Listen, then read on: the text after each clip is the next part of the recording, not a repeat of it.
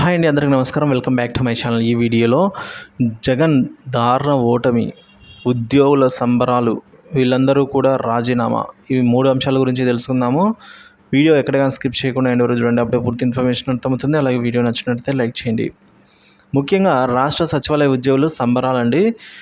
సార్వత్రిక ఎన్నికల్లో కూటమి విజయం సాధించడంతో రాష్ట్ర సచివాలయంలోని ఉద్యోగులు సంబరాలు చేసుకుంటున్నారు. ఏపీ సచివాలయ ఉద్యోగ సంఘం మాజీ కార్యదర్శి రామకృష్ణ ఆధ్వర్యంలో మంగళవారం వేడుకలు నిర్వహించారండి. సచివాలయం నుంచి ప్రధాన ద్వారం వరకు కూడా వారైతే ర్యాలీ నిర్వహించారు. బాణసంచా కాల్చారు. ఈ సందర్భంగా పలువురు ఉద్యోగులు మాట్లాడారు. ఉద్యోగుల సమస్యలు పరిష్కరించాల్సిన వైకాపా ప్రభుత్వం వారిని వేధింపులకు గురి చేసిందని అయితే ఉద్యోగ సంఘాల నేతలు ఆవేదన వ్యక్తం కూడా చేశారండి.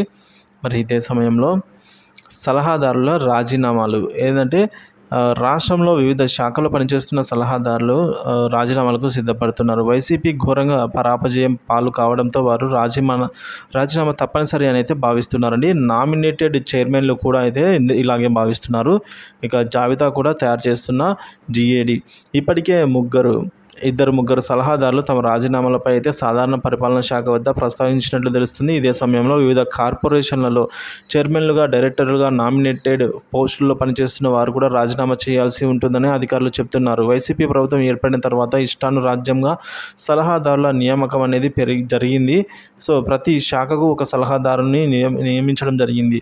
ఈ నియామకాలపై అయితే గతంలో హైకోర్టు కూడా తీవ్ర అభ్యంతరం వ్యక్తం చేసింది. ప్రస్తుతం రాష్ట్రంలో 60 మందికి పైగా సలహాదారులు ఉన్నట్లు అధికారులు చెప్తున్నారు. అందులో 8 మంది వరకు క్యాబినెట్ హోదా లభించగా సో మరికొంతమందికి కేటగిరీ 1 వేతనాలు అయితే ఇస్తున్నట్టు సమాచారం. ఇలా వారి కోసం సంవత్సరానికి కోట్లాది రూపాయలను ఖర్చు చేస్తున్నట్లు అధికారులు పేర్కొన్నారు. సో ఇప్పుడు కొత్త ప్రభుత్వం ఏర్పడడంతో కొంతమంది తమను తీసివేయడానికి ముందుగానే పదవులను విడిచిపెట్టేందుకు నిర్ణయించుకున్నట్లు తెలిసింది.